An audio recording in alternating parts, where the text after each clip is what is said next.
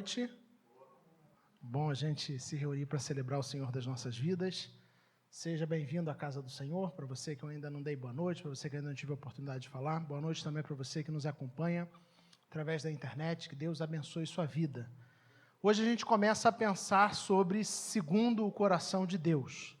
Ao longo dos próximos 4 domingos, a gente vai ter a oportunidade de pensar com a experiência do rei Davi, um homem cheio de falhas e limitações, mas profundamente comprometido em viver para a glória de Deus. Como essa experiência pode trazer respostas para questões fundamentais da minha e da sua vida. Se você tem acompanhado as mensagens que nós temos pregado e refletido nos últimos meses, no último mês, você deve perceber que ao longo do último mês nós pensamos também sobre a vida de alguns reis de Israel. Falamos sobre Saul, falamos sobre Roboão, sobre Jeroboão e falamos sobre... E agora que a minha mente falhou? Salomão. Muito obrigado, irmãos. Isso que é ao vivo, assim é melhor, né? E se eu estivesse sozinho na internet, tinha que acabar o culto agora. Mas como vocês estão aqui, é bom que vocês me ajudam. Salomão.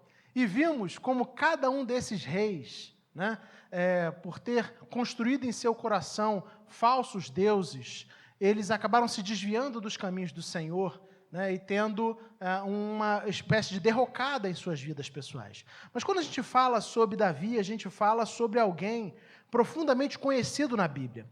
Alguém que é retratado pelas Escrituras como o homem segundo o coração de Deus. Então, é evidente que, em algum aspecto, a gente vai destacar, né, o lado positivo da vida de Davi. Se até agora nós apontamos aspectos negativos, né, da vida de alguns dos reis de Israel e mostramos, né, evidenciamos os falsos deuses e como os falsos deuses agiram em suas vidas, agora a gente vai ter a oportunidade de pensar ao longo desse mês em como nós podemos seguir o exemplo, se assim a gente pode dizer, e aprender com as experiências do rei Davi para nos tornarmos homens e mulheres segundo o coração de Deus. Nosso tema hoje é quem eu sou? Quem sou? Talvez você já tenha se perguntado, já tenha feito essa pergunta. Quem você é? Já se perguntou, já se questionou sobre isso? Quem de fato é o Ricardo? Quem é a Teca? Quem é a Patrícia? Quem é o William, o Arione? Quem é o Felipe? Nós costumamos nos definir normalmente a partir das coisas que temos, da formação que temos, do nosso emprego, da onde trabalhamos, da casa que moramos, a cidade onde moramos, a cidade onde nascemos. Via de regra, nós nos definimos a partir dessas realidades. Contudo, embora essas realidades ajudem a descobrir um pouco de quem nós somos, na verdade, elas são muito simplistas para descrever quem realmente nós somos. Quem somos? Quem sou? O texto base para a nossa reflexão é o de 1 Samuel, capítulo 16, versículos de 1 a 13. 1 Samuel 16, versículos de 1 a 13. E aí, antes de fazer a leitura bíblica, eu quero convidar você a fechar seus olhos, porque nós vamos orar. 1 Samuel, no Antigo Testamento, capítulo 16, versículos de 1 a 13. Vamos orar? Deus de amor, nós louvamos o Teu nome. Como é bom, Pai, nos reunirmos na Tua presença.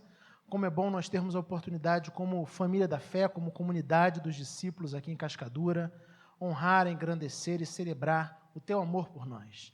E nesse instante, Pai, onde abrimos a Tua palavra com desejo de ouvir a Tua voz, nós pedimos, Pai, a direção do Teu Santo Espírito.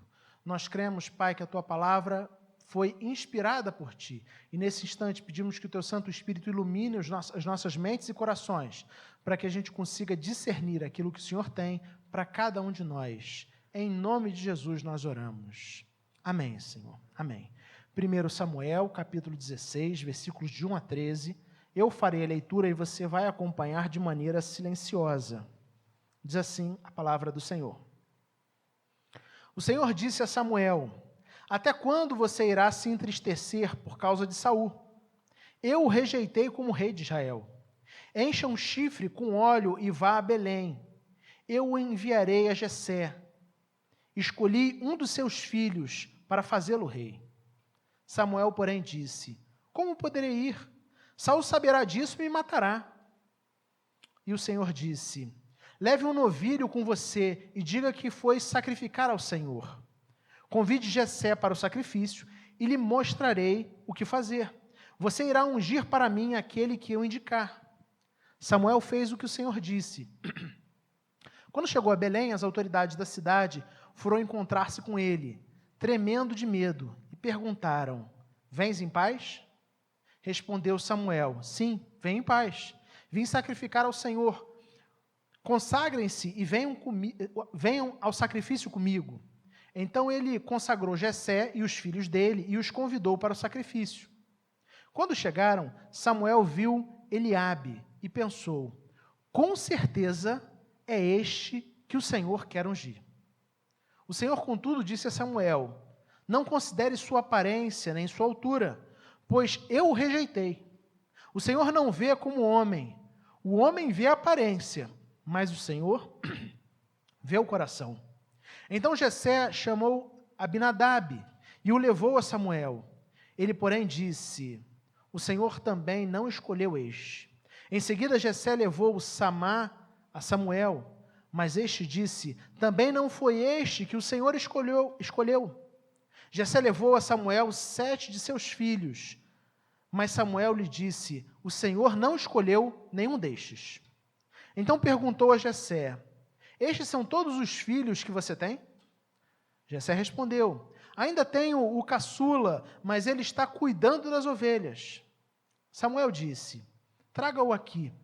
Não nos sentaremos para comer enquanto ele não chegar. Jessé mandou chamá-lo e ele veio. Ele era ruivo e de belos olhos e de boa aparência. Então o Senhor disse a Samuel: é este. Levante-se e unja-o. Samuel apanhou o chifre cheio de óleo e ungiu na presença de seus irmãos. E a partir daquele dia, o Espírito do Senhor apoderou-se de Davi, e Samuel voltou para Ramá.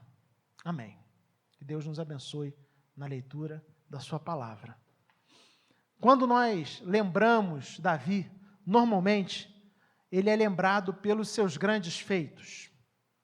Ele, afinal de contas, derrotou talvez o evento mais conhecido da história de Davi, aquele que nós ensinamos para as crianças, né? Já no departamento infantil, seja aquele em que ele lutou contra o gigante Golias e derrotou o temido gigante Golias.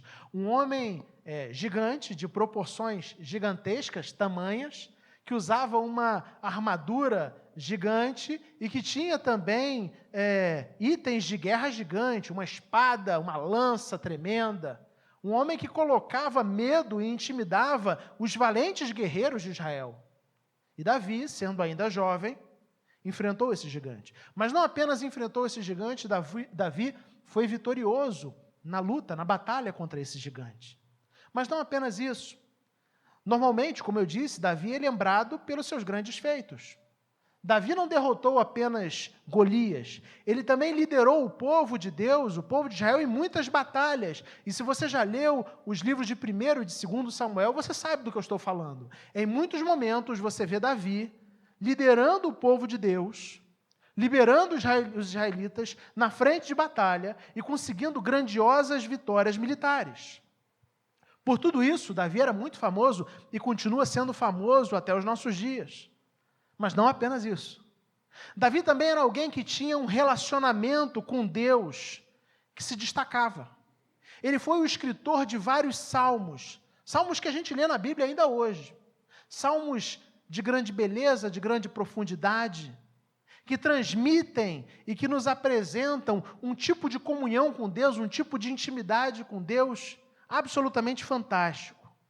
Então, quando a gente pensa em Davi, vem na minha mente, vem na sua mente, normalmente a figura de um rei, mas também de um grande guerreiro, de um músico, se você já leu, você sabe que ele era músico, ele tocava harpa, de um poeta, alguém que conquistou reconhecimento e poder.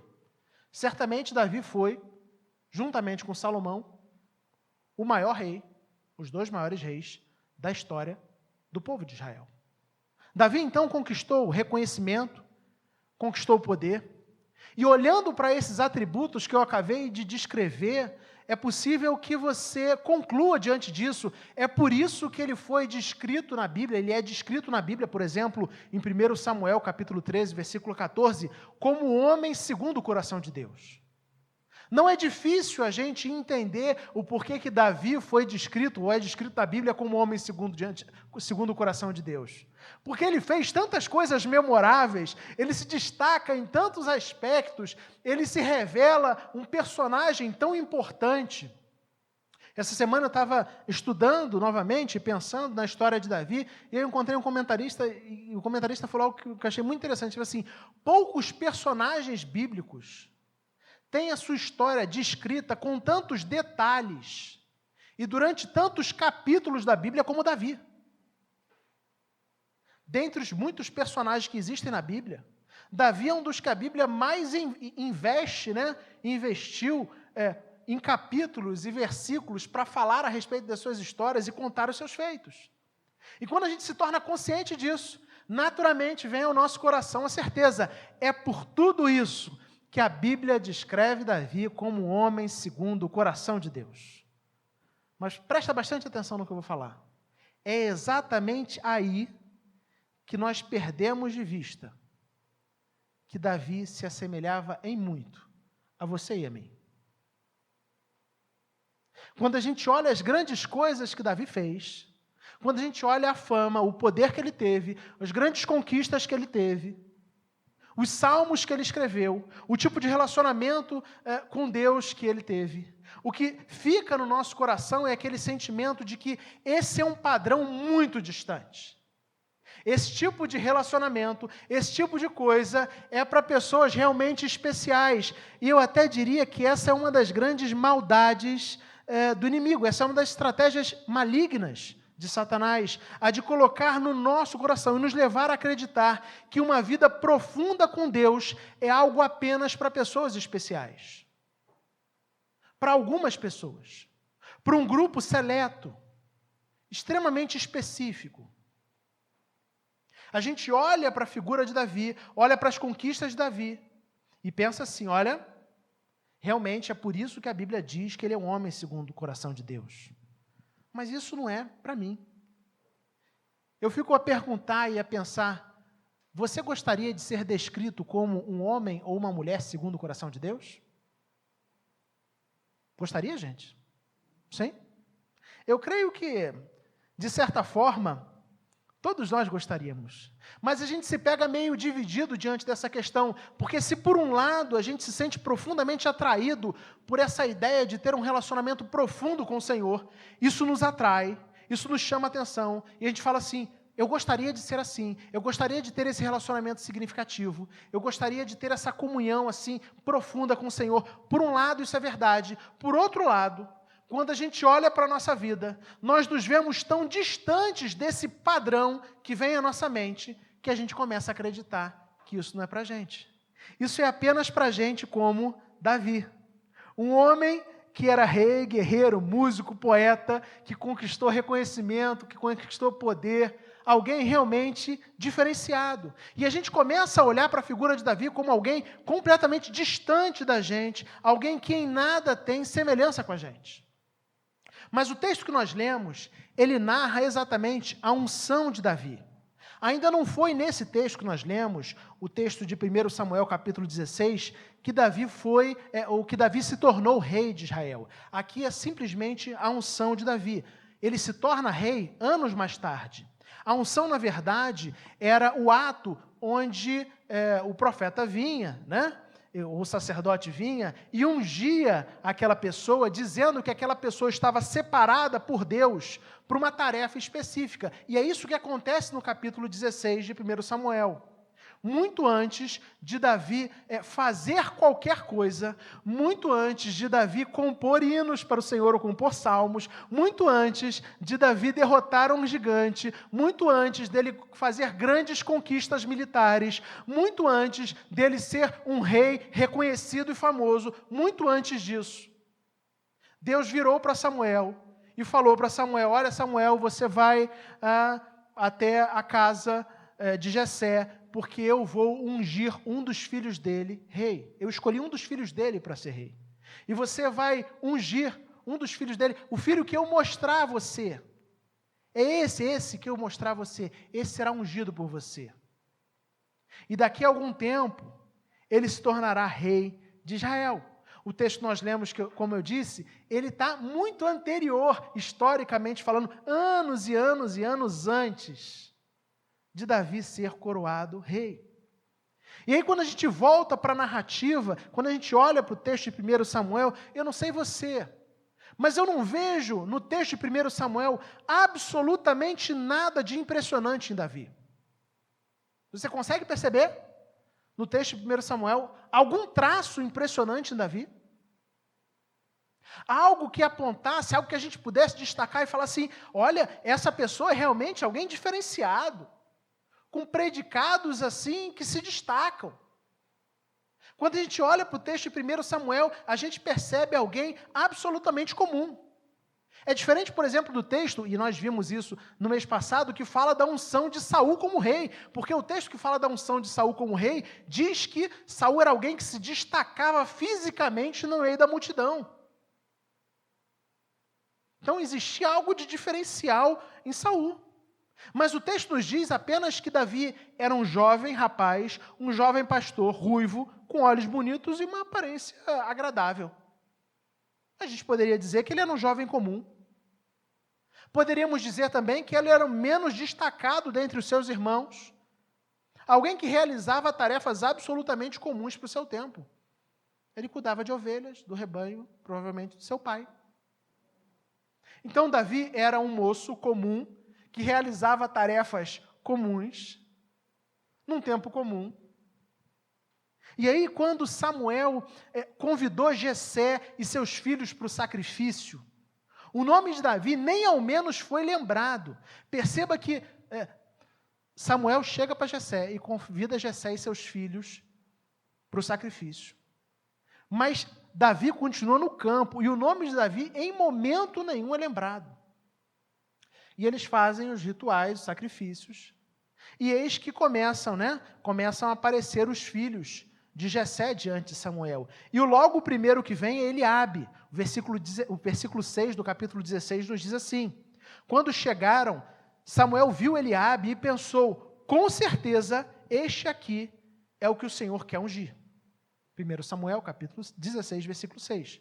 Provavelmente, Eliabe era alguém que tinha o porte do tipo de pessoa que normalmente eu e você escolheríamos para ser rei.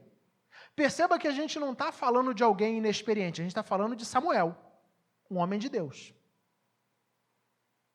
Um grande homem de Deus, que olha para Eliabe, e ao ver Eliabe, parece se encantar com as características de Eliabe, e afirmar, olha, eu acredito, eu tenho certeza, com certeza, este aqui é o que o Senhor quer ungir. Então, Samuel, ao dizer isso, ele está apontando que ele vê em Eliabe as características de alguém que nós escolheríamos como rei. Provavelmente alguém alto e de boa aparência, o texto fala que ele era alto, né?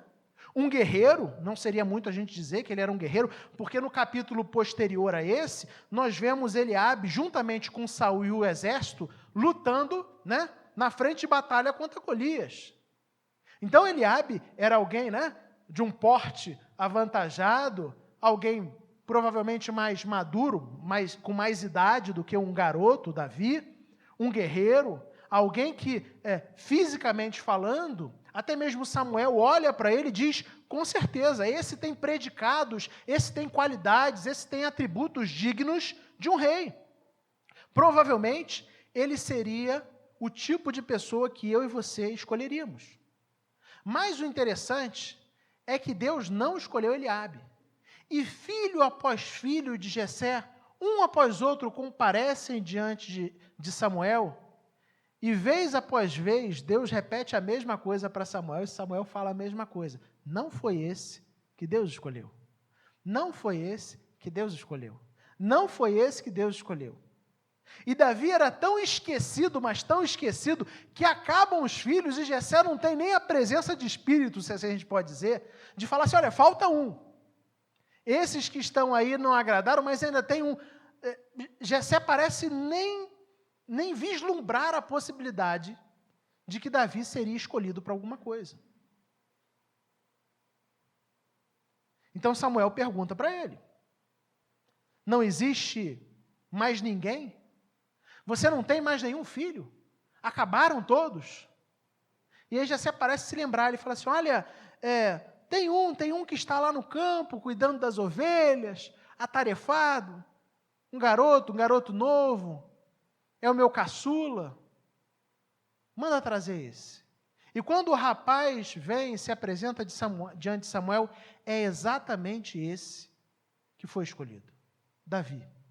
Alguém que, humanamente falando, não tinha os predicados e as características para a gente considerar a pessoa mais indicada para ser ungida rei de Israel. Nem muito menos quando a gente olha para ele, percebe nele características, inicialmente falando, para dizer que ele era alguém segundo o coração de Deus. Pelo menos olhando o capítulo 16, eu não vejo absolutamente nada. Eu não sei você. Talvez você ainda não esteja convencido disso. Talvez você ainda não esteja convencido de que Davi era uma pessoa comum, como eu e você. Mas então eu quero convidar você a ler e ver o que Davi fala a respeito dele mesmo. Salmo 51, versículo 5. Agora é o próprio Davi testemunhando em seu favor. Nós já vimos no livro de Samuel que, aparentemente, não existia em Davi nenhum predicado e nada de diferente. Agora vamos ver o que Davi fala a respeito dele mesmo, no Salmo 51, versículo 5 apenas. Davi diz o seguinte: olhem o que o homem, segundo o coração de Deus, afirma a respeito dele próprio, a respeito de quem ele é. Ele diz assim: sei que sou pecador desde que nasci. Sim, desde que me concebeu minha mãe. Sei que sou pecador desde que nasci. Sim, desde que me concebeu minha mãe. Para a gente entender melhor o Salmo 51, a gente tem que entender que o Salmo 51 é escrito em outro momento da vida de Davi. Não é nesse momento onde ele é ungido rei, que nós lemos lá do capítulo 16 de 1 Samuel. Não. Anos mais tarde. Aqui, Davi já era rei de Israel. Muitos comentaristas acreditam até que o Salmo 51 teve como pano de fundo o pecado de Davi com Batseba, mulher de Urias, mas mais especificamente a repreensão que Natã faz, que o profeta Natã faz a Davi por causa do seu pecado. A Bíblia nos conta que certa vez Davi viu Batseba tomando banho. E ao ver Batseba tomando banho, ele a desejou em seu coração. E valendo-se do seu poder como rei, como monarca, ele mandou trazê-la e se deitou com ela. É isso que a Bíblia nos diz. Depois você pode ler essa história com mais calma no primeiro livro de Samuel. A história de Davi está no primeiro e no segundo livro de Samuel. O resultado desse adultério foi uma gravidez. Davi se deita com uma mulher casada e engravida essa mulher. E o que ele faz? O homem, segundo o coração de Deus, simples. É muito simples o que ele faz. Ele simplesmente, tentando encobrir o seu erro, ele chama Urias, o esposo de Batseba, que estava na frente de guerra, ele chama ele para retornar ao palácio, para retornar à capital, e para tentar estimular Urias a se deitar com sua esposa, para que assim, desse a entender que a esposa de Urias tinha engravidado dele, Urias, e o filho que Davi era o pai fosse considerado, se assim a gente pode dizer, atualizando, registrado como filho de Urias, como filho legítimo de Urias. O problema, se isso tudo já não fosse um problemão, o problema é que o plano ardiloso de Davi não deu certo. Não deu certo. Urias volta sim da frente de batalha, mas ele se recusa a ir para casa e se deitar com a sua esposa, a dormir com a sua esposa, porque os seus companheiros estão na frente de guerra, estão na guerra. E sabendo que os seus companheiros estão na guerra, ele diz: eu não posso. Eu não posso me deitar com a minha esposa, desfrutar dos benefícios, da coisa maravilhosa que é estar em casa, junto com a minha esposa, com a minha mulher, e fazer sexo com ela, algo maravilhoso, presente de Deus. Eu não posso, enquanto os meus amigos, os meus companheiros estão na frente de guerra. Eu não posso me dar a esse privilégio. Eu não tenho esse direito. Então, o plano ardiloso de Davi não dá certo. E diante da recusa de Urias de ir para casa e de se deitar com a esposa, Davi tem um outro plano maravilhoso. Ou melhor dizendo, um outro plano ardiloso. Ele envia Urias de volta para o campo de batalha.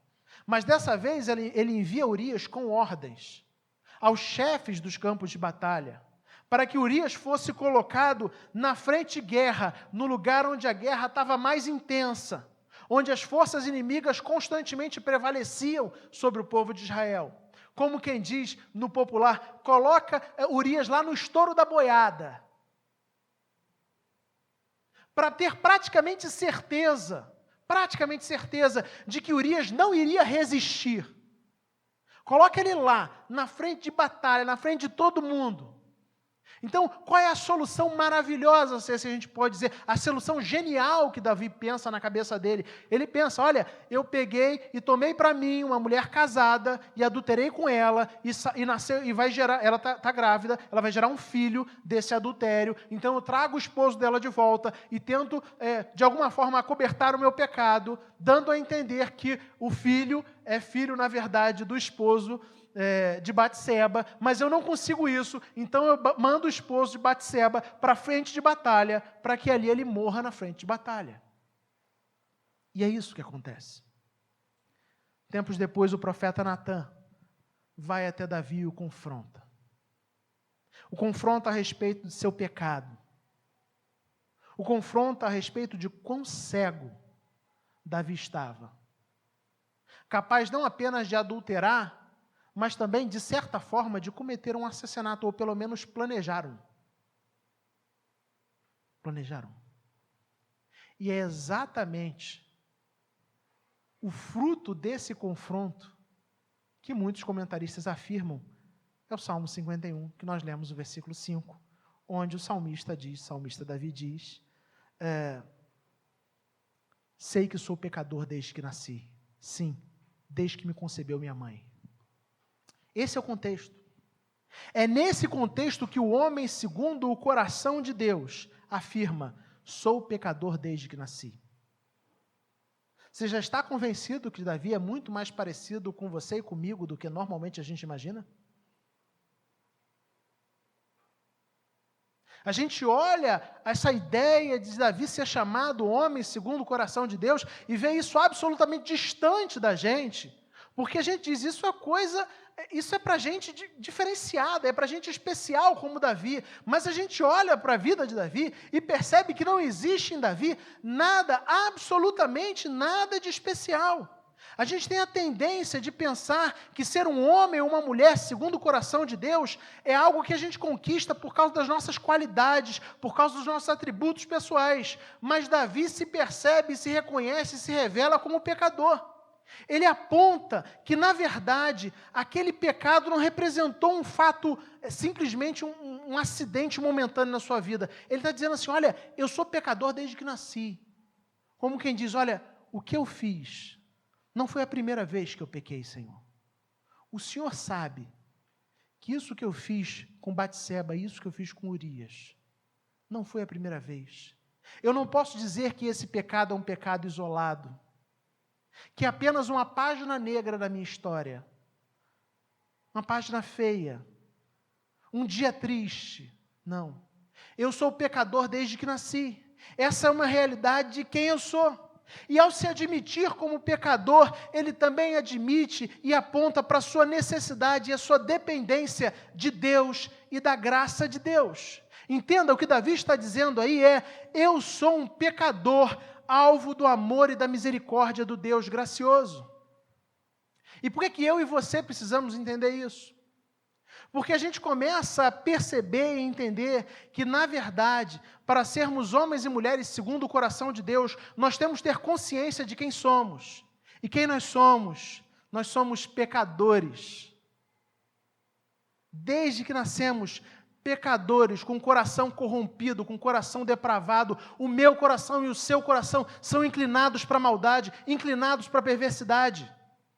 O nosso coração não deseja naturalmente coisas boas. Da mesma forma como Davi não tinha predicados especiais que o tornassem digno de ser chamado homem segundo o coração de Deus, isso foi absolutamente o fruto da graça misericordiosa de Deus. É assim na minha vida e é assim na sua vida também. Nós somos pecadores, alvo do amor e da misericórdia de um Deus gracioso. Então, da próxima vez que você pensar, quem eu sou? Eu quero que você se lembre dessa verdade, porque ela é a maior de todas as verdades. Você é um pecador. Você é uma pecadora. Alvo do amor e da misericórdia do Deus gracioso. É isso que a Bíblia nos diz. É o que nos diz Romanos, capítulo 3, versículos 22 a 24. Romanos 3, 22 a 24, não há distinção, pois todos pecaram, e estão destituídos da glória de Deus, sendo justificados gratuitamente por sua graça, por meio da redenção que há em Cristo Jesus. E por que é tão importante a gente entender quem nós somos? Porque se a gente não tiver a consciência de quem nós somos, nós não vamos conseguir perceber o quanto nós dependemos, o quanto nós necessitamos da graça misericordiosa de Deus na nossa vida. É impossível se tornar um homem ou uma mulher segundo o coração de Deus se a gente não percebe o quanto nós somos falhos, o quanto nós somos pecadores, o quanto nosso coração é depravado, o quanto nosso coração é inclinado para a maldade e o quanto a gente precisa que a graça de Deus nos alcance, a gente precisa que a graça de Deus nos transforme dia após dia, manhã após manhã. Foi assim com Davi, mas é assim também com você e comigo. Nós somos pecadores alcançados pela graça. Pecadores alcançados pela misericórdia de Deus. É o que o texto romano diz, não há distinção. Todos pecaram. Todos. No início da celebração aqui, antes de iniciar a celebração, vou contar, lembrei agora. A Patrícia chegou para o ensaio, e ela estava conversando com uma das meninas aqui sobre a malcriação que olha, agora ficou público mesmo. A malcriação que a Kezinha fez no aniversário, mas a malcriação daquelas, né? Isso, ela falou, nossa, mas está muito malcriada, porque faz isso, faz aquilo. E eu virei para ela e falei assim, por isso que eu não tenho nenhuma dificuldade, absolutamente nenhuma dificuldade, de entender e crer que nós já nascemos pecadores, assim como a palavra de Deus nos diz. O meu coração e o seu coração já nascem corrompidos. Nós não precisamos ensinar as crianças a fazer o mal. A gente até consegue aperfeiçoar. Não deveríamos, mas a gente consegue. Mas naturalmente o coração da criança já é inclinado para a maldade. Você não precisa ensinar uma criança a sentir ciúmes. Você não precisa ensinar a criança a sentir inveja. Você não precisa ensinar a criança a fazer birra, a fazer malcriação. Não precisa. Vem de fábrica. Nós já nascemos assim. Eu e você somos pecadores, mas também somos alvo do amor e da misericórdia do Deus gracioso. Se entenda dessa maneira. Entenda que não há distinção. Todos pecaram. Entenda que essa ideia de ser alguém segundo o coração de Deus não tem a ver com os nossos predicados, não tem a ver com o quão bom nós somos, não tem a ver com Deus olhar para Davi antes de todas as coisas e falar assim, olha, vi ali Davi é uma pessoa realmente diferenciada, especial, e por causa disso eu vou colocar minha mão sobre ele, o meu espírito sobre ele, e vou torná-lo um homem segundo o meu coração, alguém acima dos erros, alguém que não comete erros, alguém que não se perde em alguns momentos da vida. Não é isso que o texto bíblico nos diz. O texto bíblico nos diz que antes de Davi fazer qualquer coisa, antes de Davi fazer qualquer coisa relevante, ou de mostrar qualquer predicado que o tornasse digno de ser rei. Deus o escolheu. Absolutamente fundamentado e baseado na sua graça e no seu amor. O escolheu e ungiu. E o texto que nós lemos lá de 1 Samuel, capítulo 16, termina dizendo que daquele dia em diante, como alguém que foi alvo do amor gracioso de Deus, o Espírito de Deus passou a habitar em Davi. E a partir do momento onde o Espírito de Deus passou a habitar em Davi, Davi conseguiu fazer grandes coisas que nós lemos. Normalmente a gente lê o texto a partir das grandes coisas que Davi fez. Mas não é essa a ideia da Bíblia. A ideia é da gente olhar para Davi e perceber como Deus é poderoso e como Deus é tremendo, a ponto de conseguir utilizar alguém como Davi. Alguém como eu e alguém como você, de maneira graciosa, para cumprir a sua obra, para cumprir os seus projetos, para cumprir os seus planos, para se tornar servo. Entenda isso. Você pode se tornar alguém segundo o coração de Deus. Você pode se tornar alguém segundo o coração de Deus. E isso começa, e o primeiro passo para isso é exatamente você entender quem você é. Um pecador, assim como eu sou. Alguém que tem um coração inclinado para o mal. Alguém que deseja maldades. Alguém que tem um coração naturalmente insubmisso.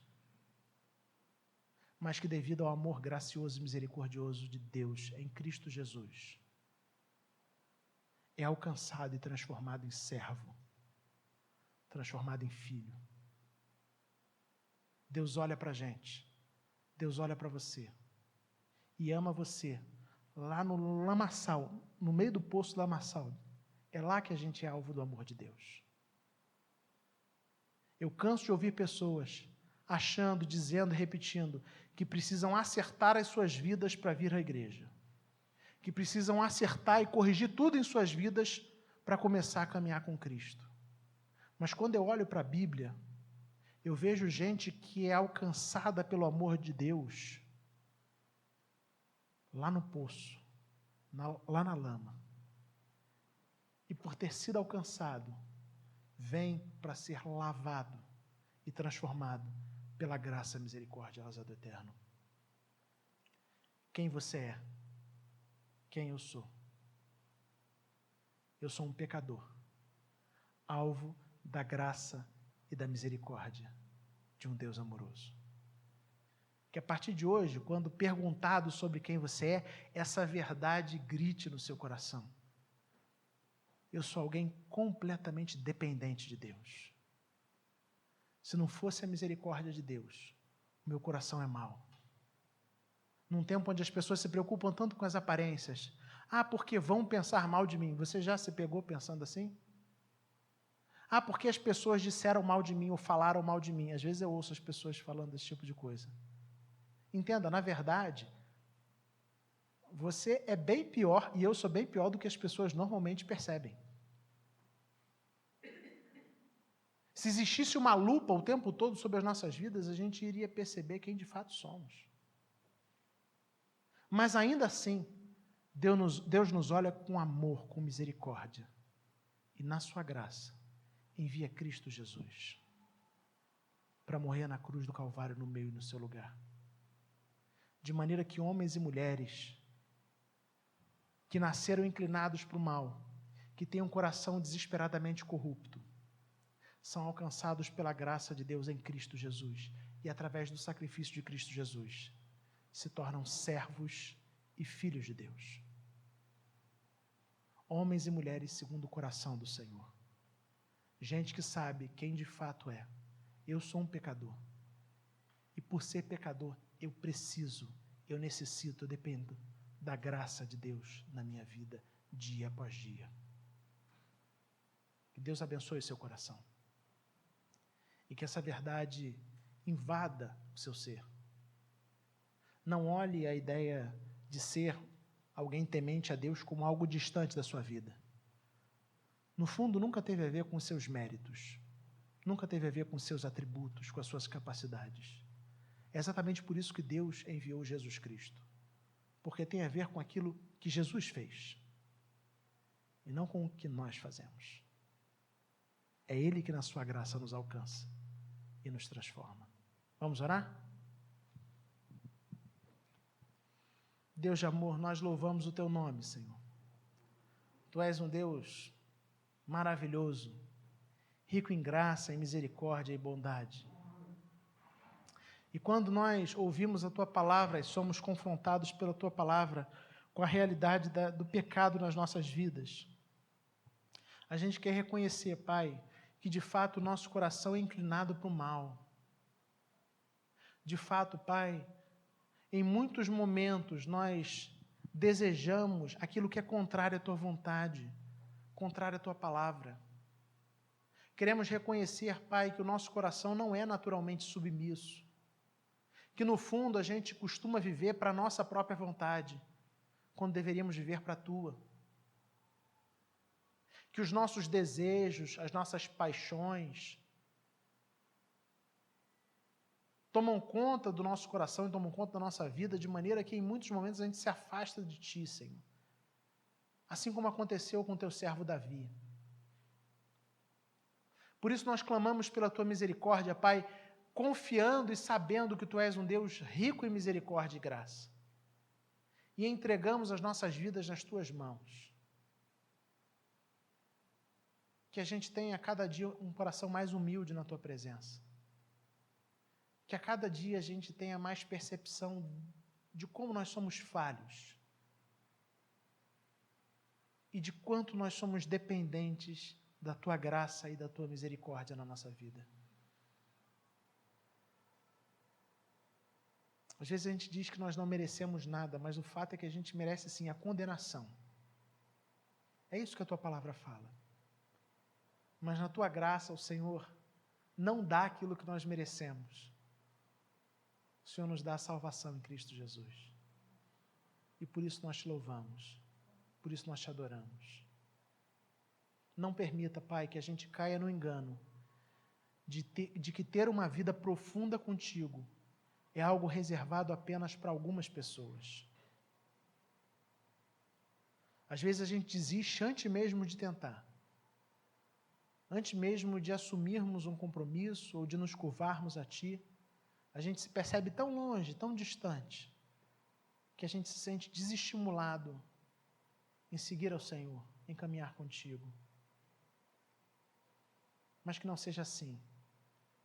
Que a gente seja encharcado pela realidade da Tua graça que transforma, da Tua graça que muda, da Tua graça que faz nova todas as coisas, da Tua graça que transforma o meu coração e transforma o coração dos meus irmãos. Que essa realidade seja verdadeira todos os dias da nossa vida, em nome de Jesus. Amém, Senhor. Amém.